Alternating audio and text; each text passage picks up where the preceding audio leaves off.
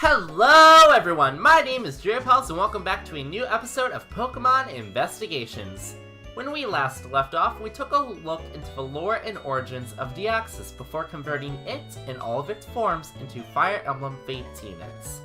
Since then, I've gotten my hands on and have played a couple other Fire Emblem games, giving me plenty of choices to choose classes from, and thus I will be expanding classes from this point out to the entire series. For those new to Pokemon Investigations, this is a 2 videos per episode series where I take a close look at a Pokemon and try to figure out exactly where its design elements come from, as well as explore lore, then take that knowledge into account when I convert the Pokemon into a Fire Emblem unit. Today on the table is the embodiment of instability and uncertain futures. Inner me, I can hear your screams all the way out here on the outside. Today on the table, we have Eevee, and its family members Flareon, Jolteon, Vaporeon, Espeon, Umbreon, Leafeon, Glaceon, and Sylveon. This one is obviously going to be slightly longer than most investigations, so hang tight as we hit the book. Let's start off with Eevee, the base of this whole chain. The adorable little fluff ball is certainly appealing on the eye, but where exactly does its design stem from in the animal kingdom? Let me point your attention to the Fennec Fox. What, you thought the Fennec Fox was only used for Fennekin? The similar tufts and tails aren't just coincidence, people. The fact that the inspiration is a Fennec Fox, though, is a bit odd. Despite displaying various traits of her animal share, including barking and purring, the Fennec Fox is still a creature that needs to be observed in the wild. While the animal might be popular amongst children, the Fennec Fox isn't exactly a common pet. Making me wonder why Eevee is such a beloved Pokemon to have as a pet when, even as early as Generation 1, you could also have cats, dogs, birds, mice, and fish. Moving over to Flareon, Flareon is a bit of an oddity, as it doesn't seem to have an exact basis either. You could easily say it continues the fox motif, given how its body is shaped, but you could also argue that there's some inspiration from the Pomeranian dog. Like Flareon, Pomeranians have fluffy tails and fur in general, and given it's a fire type, it wouldn't be too far-fetched to say Flareon was possibly completely covered in fur at one point like Eevee, but over time evolved to lose the fur along most of its body. Evolution! It's not just leveling up and stones, everyone! Like Eevee, Flareon is odd in the fact that it's mostly commonly found in populated areas. Am I missing something in terms of a fox? Last I checked, foxes are wild animals, not house pets. But Eevee's evolutionary line is like, screw that, I want indoors. I guess it would make sense given its dog well. Ah well. Next up is Vaporeon. With the ears and typical body shape again pointing to foxes, I had to dig a little bit to figure out exactly where its tail came from without automatically resorting to screaming, "Mermaid!" After some examination, I was able to find a fish known as the Otocinclus hassemani. I'm not very good at Latin, don't mind that. This fish sports a similar tail shape to Vaporeon, albeit more fanned out, having visible lining and very light in color, almost completely clear. The fish itself is also rather small, helping lend to Vaporeon's height of only 3 feet 3 inches. Or 1 meter for anyone outside the US, because, well, you're smarter. Last up in the Kanto Eeveelutions, we have Jolteon. Let me get this out of the way. Fennec Fox! Obvious trait aside, for some reason, Jolteon is the only original Eeveelution with mythical origins. In Japanese mythology, there's a creature known as the Raiju, a creature composed entirely out of electricity, that has the ability to take multiple forms, including foxes. The Raiju also has a weird affinity for sleeping in the belly buttons of humans, and if that's not enough to make you go, why? I don't know what is. I guess that helps explain Jolteon's miniature stature of 2 feet 7 inches or 0.8 meters, but given this thing is also a possible source of inspiration for Pokemon such as Raikou or Manectric is a bit odd. Now for the Eeveelutions that are actually cool. Espeon, aka the best starter ever in any game, move your butt over, why not, is up first. Espeon, with ears that'll make me shout Fennec Fox for a 4th time, appears to have the strongest basis in the Nekomata. At least in behavior, anyway.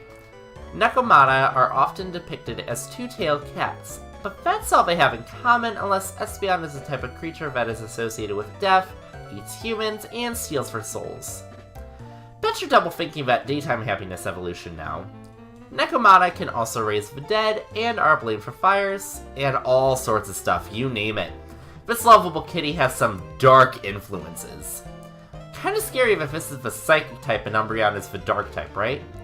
I could honestly do a separate video about Espeon and its own if you guys want, but for now let's just leave it at Espeon as a psycho. So where does Umbreon come from if Espeon comes from that? Well, Umbreon comes from a much happier place actually, believe it or not. This is the first evolution not based on a Fennec Fox, instead having ears closer to a red fox or rabbit, with a color palette inspired by a black cat. The rings on its body could constitute as being inspired by a solar eclipse, but right now I'm focused heavily on the mythology. According to my research, Umbreon is based on the moon rabbit myth that can be found in a myriad of cultures. In short, the story goes that the moon rabbit is a creature that is very selfless, creating medicines for the immortals, creating elixirs of life for the moon goddess Chang'e, or making the ingredients for rice cake, depending on which region you wish to follow. The most touching tales come from the Buddhist Jakarta tales, which state that a rabbit threw itself onto the fire in order to let an old man survive. This old man turned out to be Sakura, who is, according to Buddhist cosmology, Triastrimsa, heaven's leader. The rabbit is celebrated in many cultures today for being a selfless creature, and ties in well with Umbreon's moveset, which often includes Wish and Healing Bell, among other moves. Along with Absol, Umbreon makes me wonder if a dark type is just a group of misunderstood Pokemon, which opens the door to try to figure out how the heck Nightmare Fuel Darkrai is misunderstood. After Umbreon, we had a generation between the next Eeveelutions, and Sinnoh, as amazing as it was with giving old Pokemon new evolutions, brought nature's atrocities, Glaceon and Leafeon, with it. Starting with the better of the two, Glaceon is also based on a Fennec Fox in terms of its ears, while everything else takes inspiration from the Arctic Fox, albeit much less furry and cute. I mean, just look at that little foxy, it's so cute! Ah! That's all it has inspiration from, though. The het strains basically come from nowhere, and in terms of it not being found in the wild, the species is very healthy in terms of numbers in the wild, although it is losing ground in some areas due to global warming and the red fox. Red fox. Umbreon, you were doing so good! Why'd you have to ruin yourself? Anyway, before I cry thinking about that... Next up is Leafeon, easily the most useless evolution. Leafeon, aside from being based on the Fennec Fox like almost all of its other relatives, has plenty of foliage on its body. That foliage is the exact reason why its origin story is so interesting to me.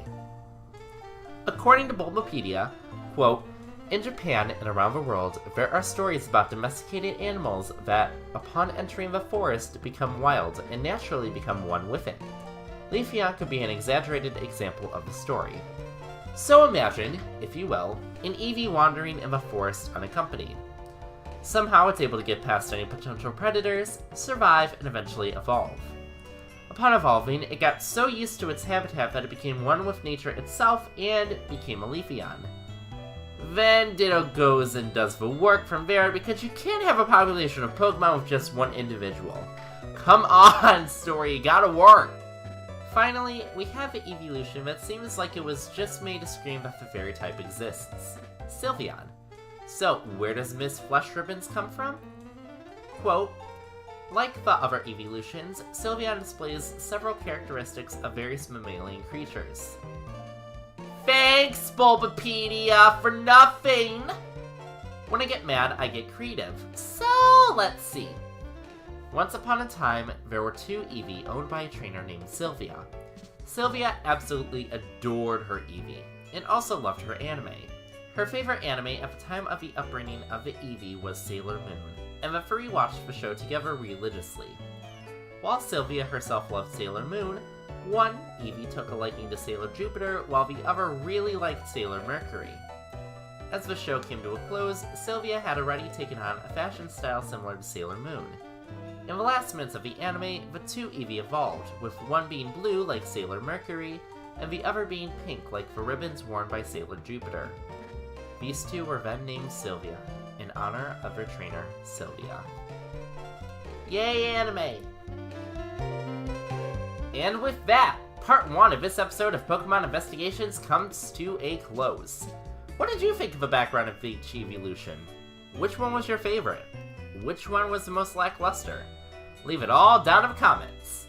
Once we enter part 2, we'll be taking all 9 of these Pokemon and turning them into Fire Emblem units. In the meantime, if you'd like to check out some of my other work, click on any of the videos you see right here. For now, this is Joeypals, signing out.